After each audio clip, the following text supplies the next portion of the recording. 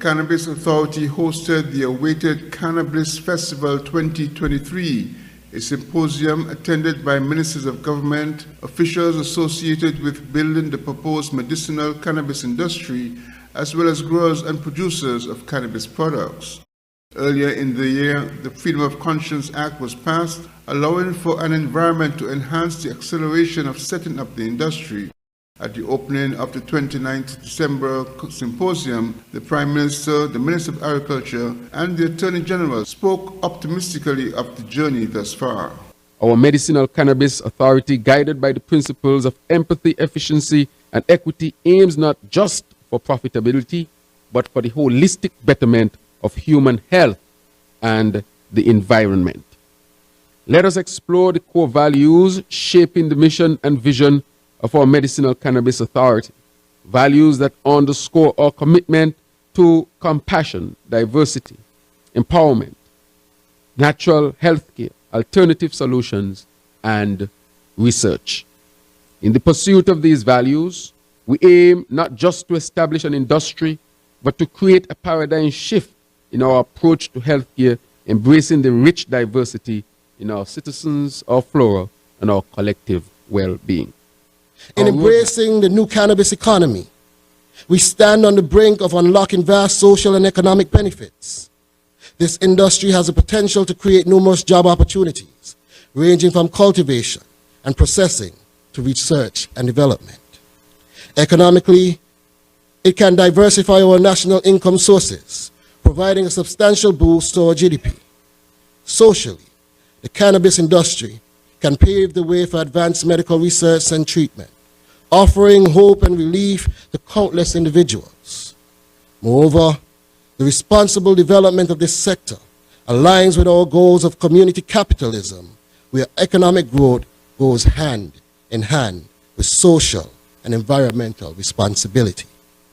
The ORU, Organization of Rastafarian Unity, as a national umbrella organization, played a pivotal role in shaping the legislation.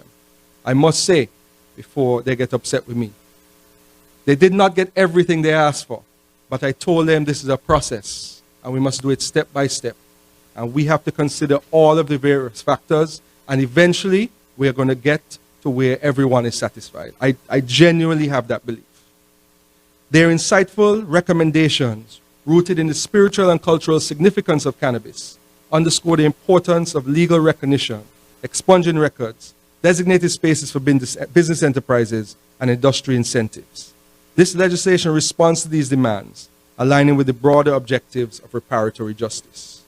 The Cannabis Festival provided the opportunity to discuss a wide range of issues associated with commercializing the growing of cannabis. Glenn Bart reporting for SK Newsline.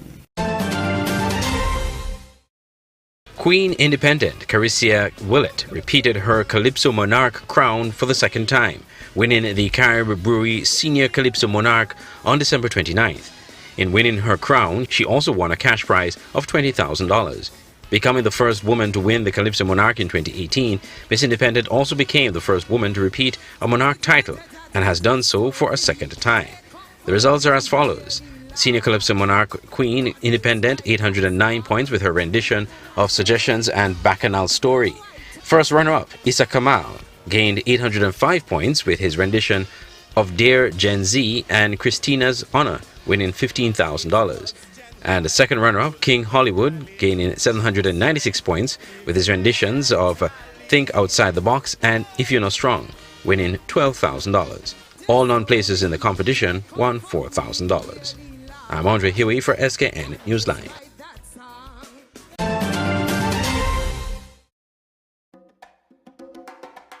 Why do I love the cable? Well, I have the internet service at home and I never have issues with connectivity. And the way that they're always giving back to the community, that's impressive, and that's a win in my book.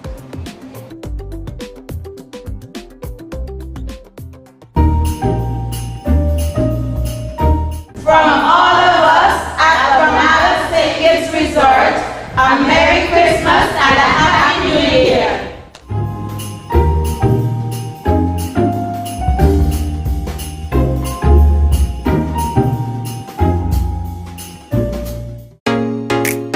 Introducing St. Kitts and Nevis's newest TV channel, Television Caribbean, TVC Channel 40 on the cable's Ultra TV. TVC promises to deliver the finest in television broadcasting in St. Kitts and Nevis and the Caribbean, with some of the best local programs in news, sports, and entertainment. Join us for Insights, where we delve into the lives of our guests. Let me see what happened if I put this to it. Big explosion, like, okay, note to self, don't do that again. Or get in-depth analysis on Newsline 360. We have sports, entertainment, and inspiration. It's all here on TVC Channel 40 on the cable's Ultra TV, on TelTV Cable Network in St. Martin, and on our website www.tvcplus.live. TVC Channel 40. See the difference.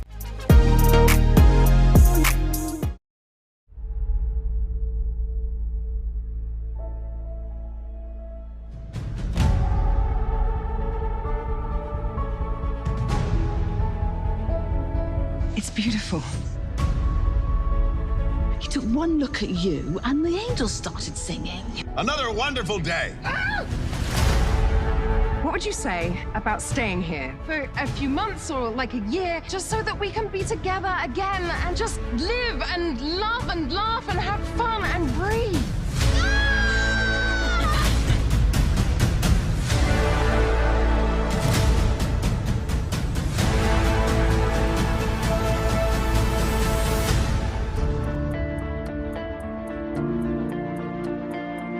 Why are you hiding out on a little Caribbean island, singing in a beach bar?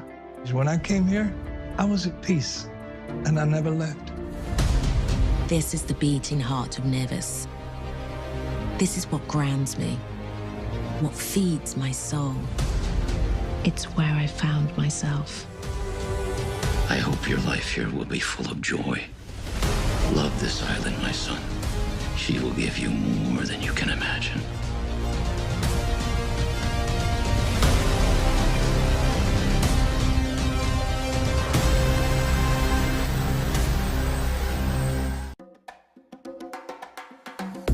I love the cable because they're real. What you see is what you get. No hidden agenda, no tricks, just real, honest communication.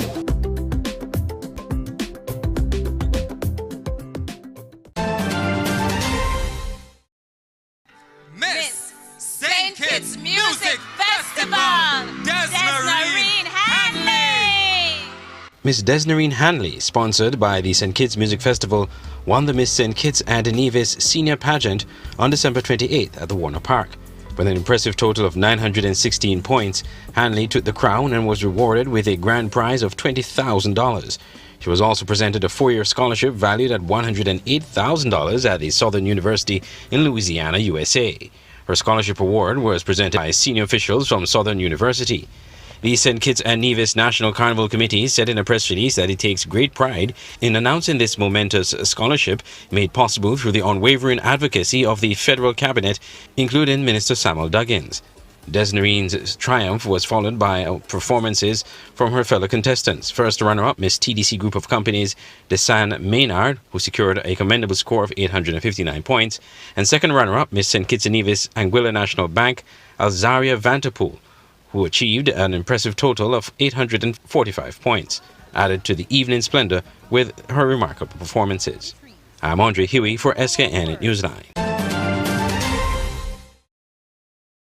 Defending Panorama champion EBJ Harmonic Steel Orchestra emerged victorious for a fourth time in the 2023-24 Sugar Mass 52 First Federal Co-op Credit Union Panorama competition.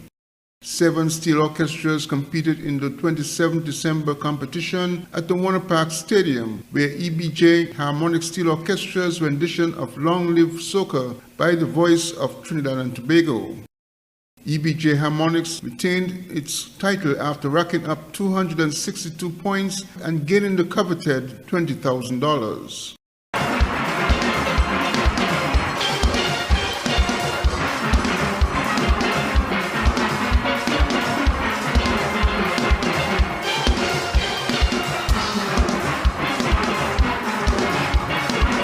In the first runner-up position was Sugar City Steel Orchestra with 242 points, earning the $15,000 cash prize.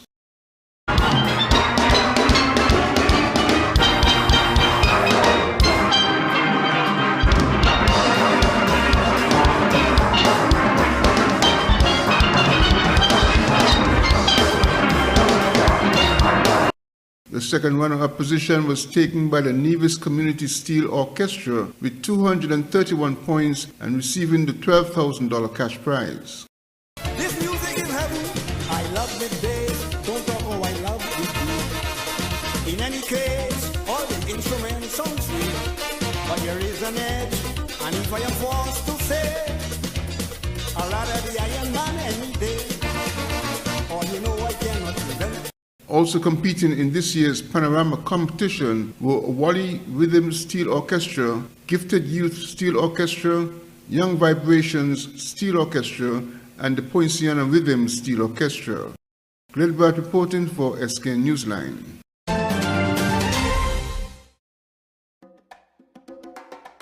Why do I love the cable? Well, I have the internet service at home and I never have issues with connectivity. And the way that they're always giving back to the community, that's impressive, and that's a win in my book.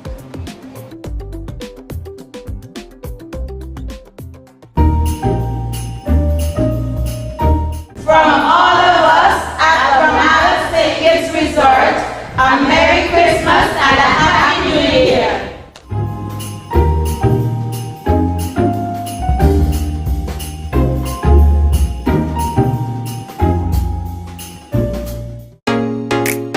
Introducing St. Kitts and Nevis's newest TV channel, Television Caribbean, TVC Channel 40 on the cable's Ultra TV. TVC promises to deliver the finest in television broadcasting in St. Kitts and Nevis and the Caribbean, with some of the best local programs in news, sports, and entertainment. Join us for Insights, where we delve into the lives of our guests. Let me see what happens if I put this to it. Big explosion, like, okay, note to self, don't do that again. Or get in-depth analysis on Newsline 360. We have sports, entertainment, and inspiration. It's all here on TVC Channel 40 on the cable's Ultra TV, on TelTV Cable Network in St. Martin, and on our website www.tvcplus.live. TVC Channel 40. See the difference.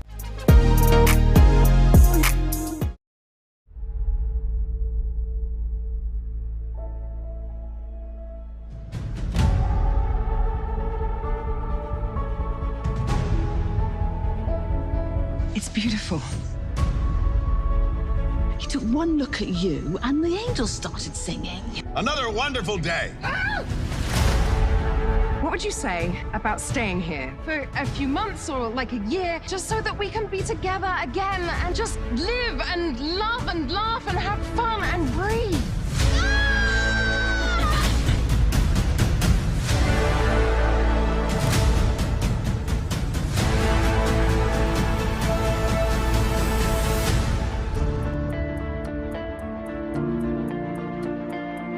Why are you hiding out on a little Caribbean island, singing in a beach bar? When I came here, I was at peace, and I never left. This is the beating heart of Nevis. This is what grounds me, what feeds my soul. It's where I found myself. I hope your life here will be full of joy. Love this island, my son. She will give you more than you can imagine.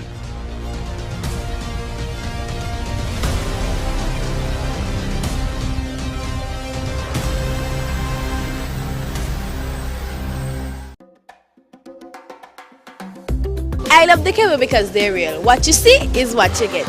No hidden agenda, no tricks, just real honest communication.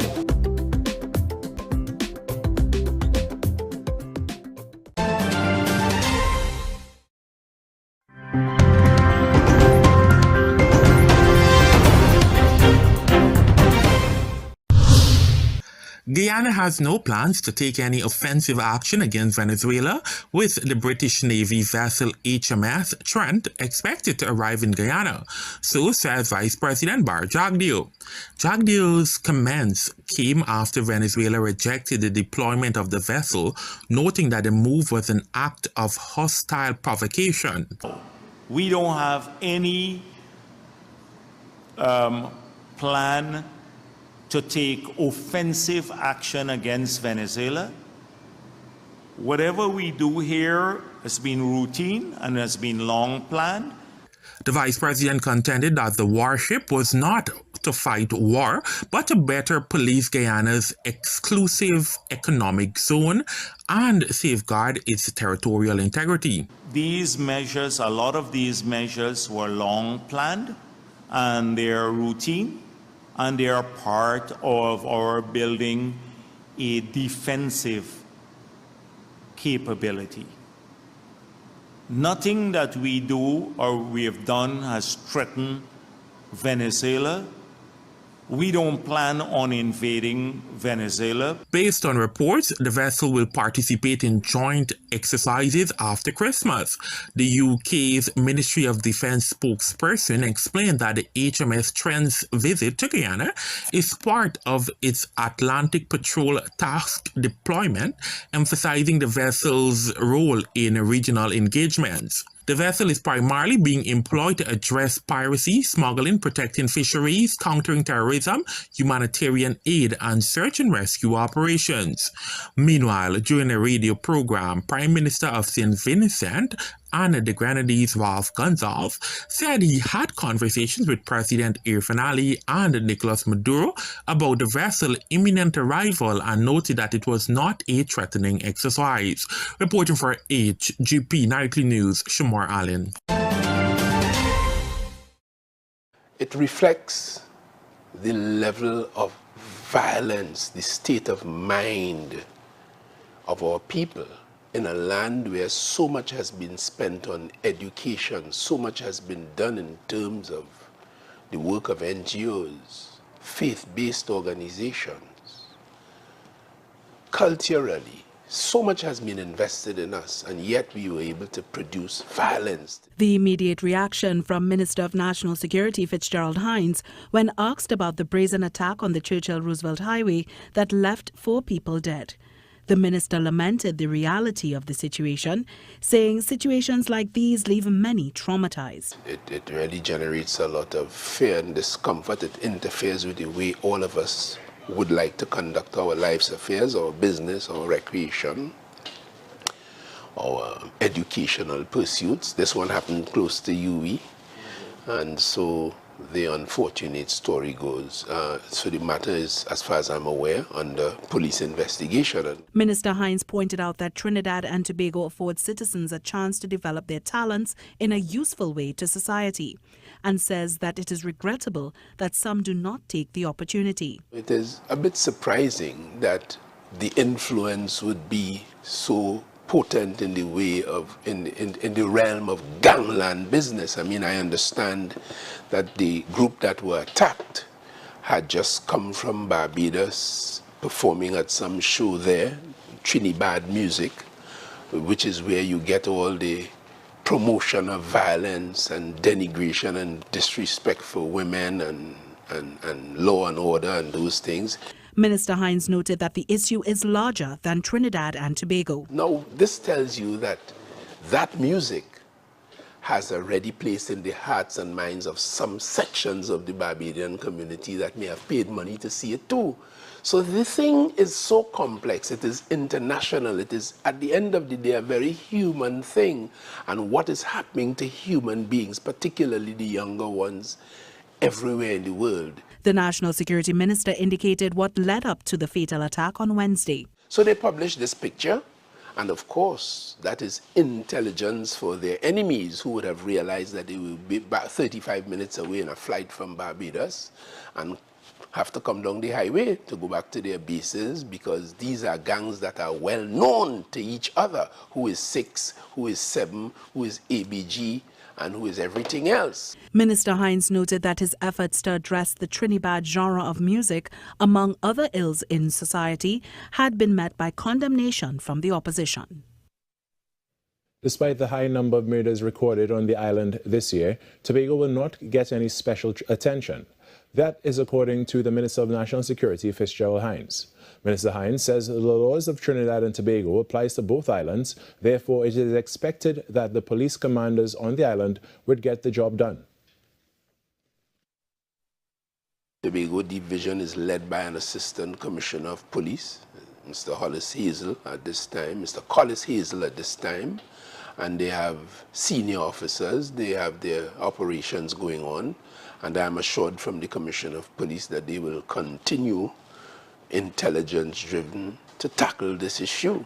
I mean, these gangs have affiliates all over the country. Minister Hines says the laws of the country should be used by the police to aid in the fight against the gangs in Tobago as well as in Trinidad. The anti-gang law is designed to deter and abate the growth of those gangs. So it is hoped that the police service, with the resource available to them, the legal resource available to them, and all the other resources available to them, will, on our behalf as a society, tackle those issues and tackle them forcefully. According to the Trinidad and Tobago Police Service, one man who was killed at an establishment in Crown Point last week was a member of the Six Gang. The Six Gang is based in Trinidad. According to information from a Tobago senior police officer, the island's highest murder toll stands at 16 recorded in 2010.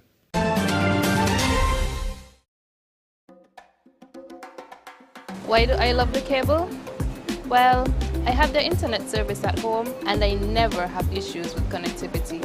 And the way that they're always giving back to the community, that's impressive, and that's a win in my book.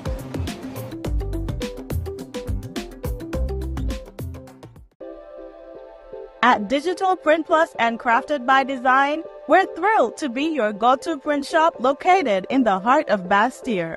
From essential services like printing, copying, and laminating, to a diverse array of school supplies, arts and craft materials, and office essentials, we've got you covered. Don't fret, Digital Print Plus and Crafted by Design are here to stay and ready to be your trusted partners for all your printing and craft supply needs. Ready for a visit? Find us at the corner between Dillio and Princess Street. Just look for the vibrant pink and yellow building with white doors. We can't wait to welcome you to our creative haven. Introducing St. Kitts and Nevis' newest TV channel, Television Caribbean, TVC Channel 40 on the cable's Ultra TV. TVC promises to deliver the finest in television broadcasting in St. Kitts and Nevis and the Caribbean, with some of the best local programs in news, sports, and entertainment. Join us for Insights, where we delve into the lives of our guests. Let me see what happens if I put this to it. Big explosion, like, okay, note to self, don't do that again. Or get in-depth analysis on Newsline 360. We have sports, entertainment, and inspiration. It's all here on TVC Channel 40 on the cable's Ultra TV, on TelTV Cable Network in St. Martin, and on our website www.tvcplus.live. TVC Channel 40. See the difference. So the reason I love the cable, the prices are reasonable and affordable, and they give back so much to the community and the country.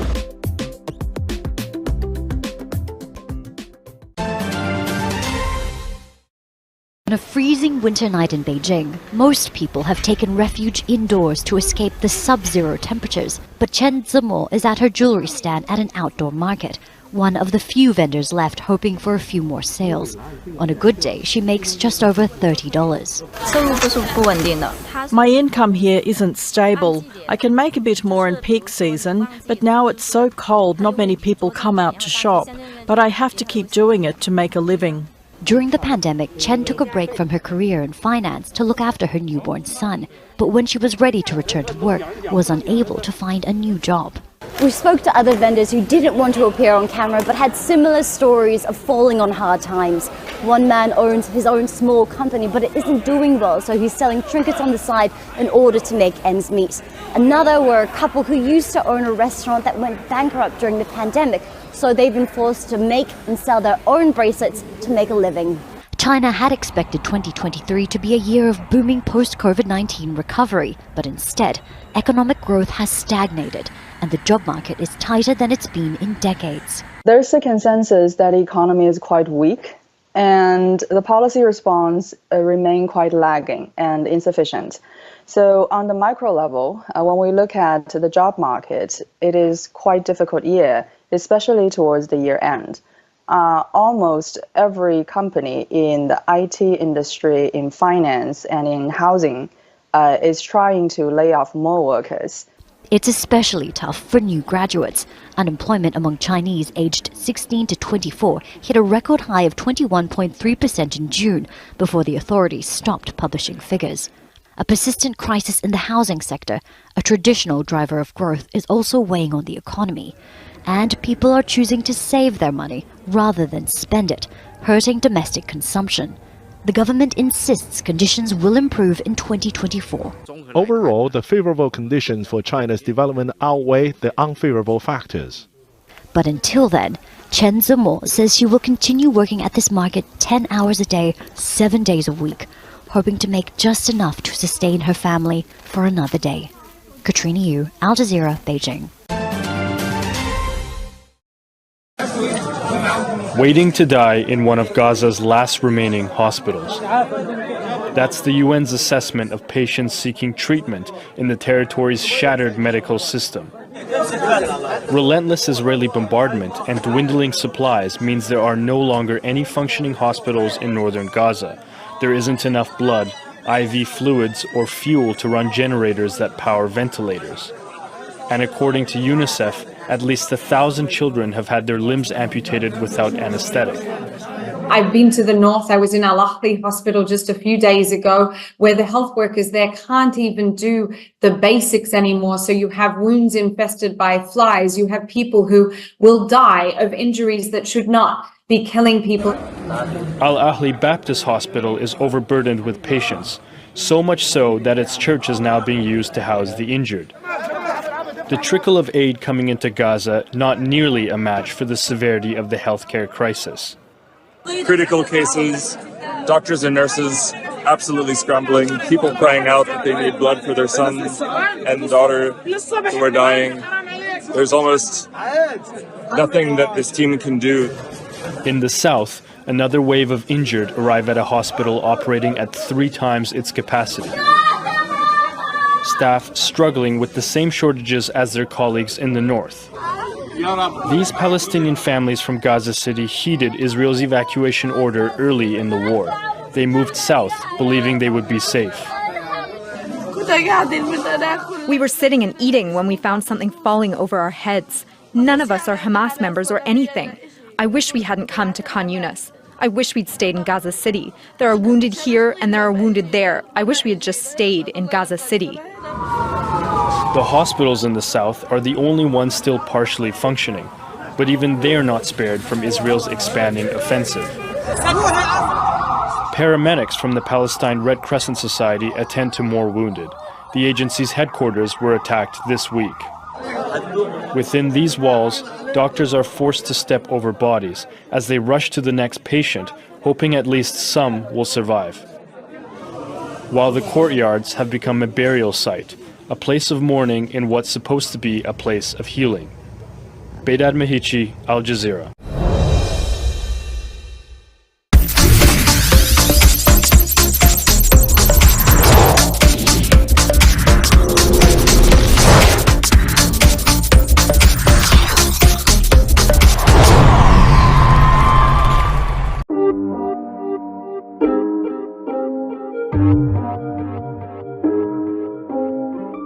The past year has been an eventful yet successful one for the SKNFA. There has been progress in both domestic and national football programs, all leading to the accomplishment of the mandate of the SKNFA executive.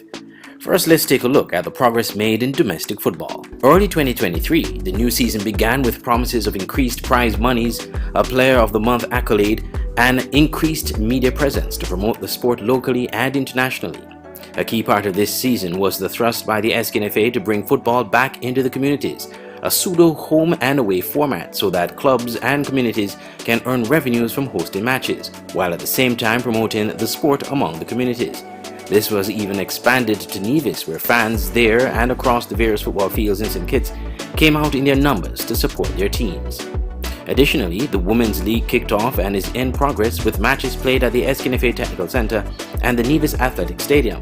Some matches are streamed live to give fans an opportunity to see the games and to promote the women's game, a mandate of this SKNFA executive. The SKNFA Division 1 League for 2023 ended on a high note, with the top two teams, Manta, which had not lost a game all season, and Trafalgar South Stars that only lost one match, meeting in the last match of the season to determine the team to be promoted to the Premier League. In the end, South Stars drew the match, which was enough for them to qualify for the Premier League, while Manta faced the Spurs in the relegation promotion playoffs, a new format this season. Eventually, Spurs maintained their spot in the Premier League. Also early 2023, the SKNFA, under the direction of executive member Phil Cooper, hosted a grassroots festival in Halfway Tree. The aim was to help relaunch youth football after the hiatus prompted by COVID-19. And we wanted this to give the clubs a little energy, a little boost, you know, and youth football is around the corner, and we wanted to use this as well. Same way, a little energy, a little boost for the youths, to let them come out, you know, let them start to have fun, let them know that, hey, we want football back again. So that was the main purpose behind the festival. Speaking of youth football, in April and May, the SKNFA hosted the highly successful youth football competitions, the SKNFA Premier Youth Cup, the Atiba Harris Under 15 and Keith Gums Under 17 Youth Cup. Keon won both the Under 15 and Under 17 competitions, and Sadlers won the Under 13 competition. The purpose behind them is to try to get the players as early as we possibly can, to start culture them with the modern football, which is necessary for them to play on a higher level. Internationally, the success of senior men's national team in creating history by qualifying for the CONCACAF Gold Cup is undoubtedly the jewel in the crown for the national football program over the past year. To the Sugar Boys, I want you to continue to be role models now that you're back home, to encourage our youths who are now looking up to you for great things. We have young players, both male and female, who will be admiring you, admiring the success, and don't let it end here. Our local coaching staff, nobody thinks to do it, you know? But guess what? It just united the whole country now. People home praying, people home in disbelief, you know, the love, the passion, you left it out on the field. Another crowning glory for the SKNFA in the past year is the successful hosting of the CONCACAF Caribbean Club Shield. This is the first time the competition was held in the Federation, and the local organizing committee led by the SKNFA was praised by CONCACAF for successfully hosting the tournament. Incidentally, this year's competition was the largest, with 15 teams from across the Caribbean. Matches were held at the Warner Park Football Stadium with a newly manicured pitch and the SKNFA Technical Centre. Over the past year, we lost some persons in the football community who've contributed significantly to the sport as players, match officials, and administrators. We refer to Mr. Spencer Amory, former General Secretary of the SKNFA, Mr. Earl Clark, former referee and social activist, Crispin Nisbet, former player of Garden Hotspurs, Alden O.J. Maynard, also a former Garden Hotspurs player, and Elston Samuel, a former player with Connery FC and a DJ at many Premier League games across St. Kitts. These outstanding individuals left a legacy to the sport. Also this year, we lost Mr. Stanley Franks, a former president of the SKNFA, who passed away in October. The second half of the football season domestically was a huge success. The Super 6 playoffs was one of the most exciting in recent history, with fans turning out in their numbers and at least 5 of the 6 teams with a chance to make the finals with just one match to go in the round-robin stage. In the end, Village Superstars turned out the winners, forcing a Game 3 against defending champion St. Paul's United, going all the way down to penalties to determine the winner. Village Superstars is back. Village Superstars is back where they rightfully belong, on the top. A couple months later, the LV Star Brown Women's League ended on a high with the Old Road United Lady Jets winning the title for the very first time, bringing the first major title to Old Road. Another high point of the Women's League is the newest club in women's football, Queen City from Nevis, making the playoffs in their very first participation in the league. Youth football returned in a major way, with all the youth leagues administered to its final conclusion. Deer Bay Eagles Young Stars winning the SKNFA Youth Cup Under-13, St. Peter's FC winning the Atiba Harris Under-15 League, and Keon Rockets winning the Keith Gums Under-17 League. Also big for 2023 was the introduction of the FIFA Talent Development Scheme, TDS. The main goal of the TDS is to help raise the standards of national team football around the world for both men and women, driven by FIFA's desire for a long-term dedication to global talent development. Well, the TDS is a wonderful program that just come on the board under the vision of Arsene Wenger. It gives us the opportunity to find the players at a young age, take care of their football deficiencies. As always, St. Kitts and Nevis continues to excel in the area of match officiating. 11 referees and match officials were selected by FIFA for the 2024 football year, a higher number than several member associations across the Caribbean. These are referees Kimball Ward, Trisley Basu, Sanchez Bass, Chandra Wilkinson, Reginald Gums, and Hakeem Harvey. Assistant referees Mario Parry, Tara Wilkinson, Lenroy Paris, Jaden Rouse, and Janiqua Matthew. As part of its thrust to develop women's football, the SKNFA in December hosted an Under-13 girls camp for young female players from both St. Kitts and Nevis. The camp ran from December 9th to the 16th at the SKNFA Technical Center and will continue in the new year. Also in December, the SKNFA signed a Memorandum of Understanding with the Ministry of Education, Sports, Youth et al. On Nevis to implement the FIFA Football for Schools initiative on the island. The FIFA Football for Schools program is a collaboration between FIFA and UNESCO, which aims to contribute to the education, development, and empowerment of children. It is important to note that all leagues, both at the senior and youth levels for both males and females, were started and completed in 2023, paving the way for a new season in 2024. 2023 was an exceptional year in football in St. Kitts and Nevis. 2024 can only get better.